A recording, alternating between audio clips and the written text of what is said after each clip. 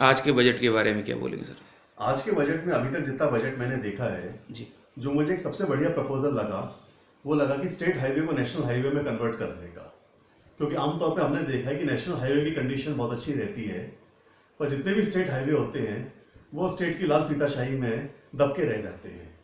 तो अगर वो नेशनल लेवल पे होंगे तो लोगों को रोड मिलेगी, और रोड केवल एक चलने का साधन नहीं है, रोड एक इंफ्रास्ट्रक्चर का साधन है, रोड एक इकोनॉमिक ग्रोथ का टूल है। तो हमारे लिए जो मूलभूत आधार संरचना की आवश्यकता है उसमें रोड है। तो पहला ये प्रपोजल मुझे अच्छा लगा। दूसरा, जो स्किल डेवलपमेंट पे इन्होंने कहा है, तो बेसिकली बिना स्किल डेवलपमेंट के इंडिया की अब ग्रोथ नहीं हो सकती है। और प्रधानमंत्री मोदी जी स्किल डेवलपमेंट पे काफ़ी काम भी कर रहे हैं।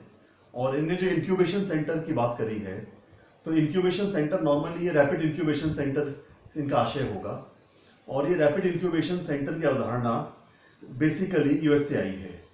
और जहाँ जहाँ ये रैपिड इंक्यूबेशन सेंटर हुए हैं वहाँ काफ़ी अच्छे रिजल्ट मिले हैं। इंडस्ट्रीज़ को किस तरह से फ़ायदा होगा इसमें?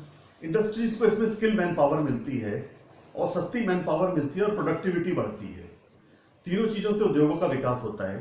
इसलिए ये काफ़ी अच्छा और आवश्यक प्रपोजल है, और आज के समय की आवश्यकता है स्किल डेवलपमेंट की। तो इसका मैं स्वागत करता हूँ। और सर सीमा नहीं बढ़ी बचत की आपकी, 2.5 लाख से ऊपर नहीं गया? किस चीज़ की?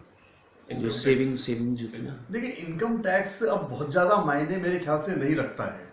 एक अवधारणा बन गई कि इनकम टैक्स कम होना चाहिए।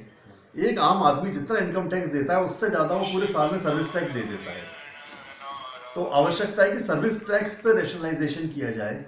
इनकम टैक्स का स्लैब अगर 2.5 लाख से बढ़ा के 3 लाख कर भी दे देते हैं, तो एक आदमी को 3,000 का बेनिफिट मिलता है, 4,000 रुपये का बेनिफिट मिलता है। पर मंथ आप बेनिफिट देखें तो 500 रुपये से ज़्यादा का बेनिफिट एक आदमी को नहीं मिलता है इनकम टैक्स स्लैब बढ़ने से। वहीं अगर हम पेट्रोल की एक्साइज की बात करें, तो हम 1 लीटर पेट्रोल पे 30 रुपये दे रहे हैं।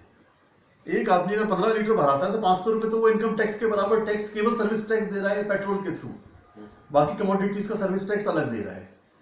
तो इनकम टैक्स का स्लैब बढ़ना भी संभव भी नहीं है, क्योंकि इसका 2 कारण है। एक तो इस साल पे कमीशन इंप्लीमेंट हो रहा है, तो गवर्नमेंट को फंड चाहिए। दूसरी बात, वन रैंक वन पेंशन की स्कीम आ रही है, तो वन रैंक वन पेंशन के लिए अल्टीमेटली ये फंड के लिए सरकार को कहीं ना कहीं रेवेन्यू जनरेट करना पड़ेगा। इसलिए जो कंसेशन दिए गए वो काफ़ी है।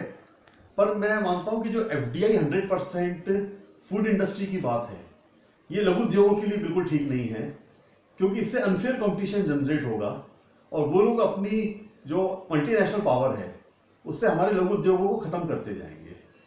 तो एज ए उद्योगपति मैं समझता हूँ कि ये एक निराशाजनक चीज़ है जो इस बजट में मेरे को अभी तक देखने को मिली है। संजय जी, आपकी तो फूड प्रोसेसिंग यूनिटी है, इस बारे में एफडीआई के बारे में आप क्या कहेंगे? जैसे भाई साहब ने मेरे को बताया, तो एफडीआई जो आ रही है स्कीम, बाहर की जो कंपनी अगर